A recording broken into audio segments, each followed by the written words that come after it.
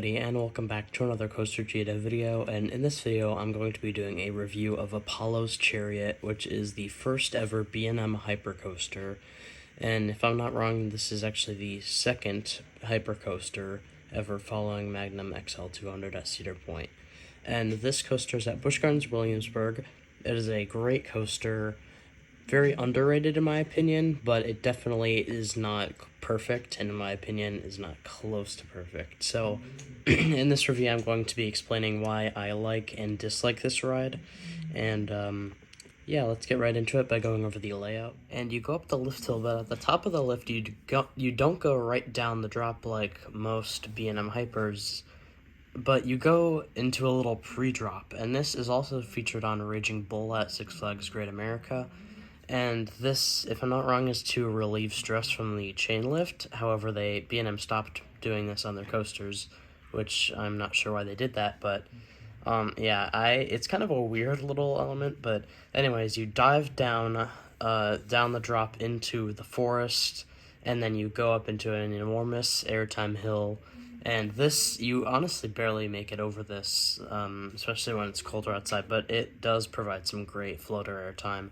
Then you go right back into another huge airtime hill, but this time you, when you're dropping down, you bank to the right and keep going, and you bank right for a while until you go up into the most intense, which, I mean, it's not even very intense because you don't take it at a incredibly high speed, but this is the up helix, and then after the helix, you go down into the mid-course.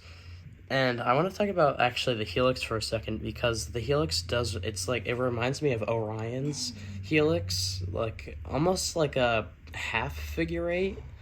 So yeah, it's a very interesting element, but you take this very gradually, and then you drop down up into the mid-course, which I hate mid-courses. However, this kind of redeems itself because the drop off the mid-course is great. Then after that, you go into an airtime hill, and then kind of like, it's like a snappy-ish banked, it's almost like a Stengel dive on a B&M, and then you twist back, go into a few more small, not bunny hills, I feel like, because they're big, but almost like miniature speed hills, except you don't go over them very fast, and then up into the brakes. And that is the whole layout. Honestly, not much, like, not very unique, just a bunch of airtime and like a helix, but I mean, it still is a lot of airtime, and it's a good coaster still. So now going into our 5 categories, starting off with the restraints, and no doubt I'm going to give the restraints a 10 out of 10. It's just the B&M clamshell restraint, sorry, and yeah, no seatbelt or anything, so definitely great restraints there. I love them so much. Now, for the drip, I love the paint job on this coaster and the trains and everything. The name is a bit weird to me. I get what it means, but I don't know. It's just kind of weird for a coaster name. But at the same time, it's pretty clever.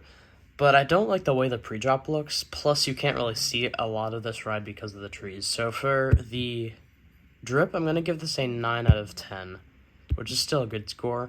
And now for the fun factor, I'm going to give it a 9.5 out of 10, because even though it's the type of ride, which, I mean, all B&M hypers, in my opinion, are like this, is that they leave a smile on your face the whole time. I don't know, I feel like it's almost a little boring, I don't want to say, because it's not, like, boring, but I feel like it's definitely, I mean, almost like a family coaster, I feel like, honestly.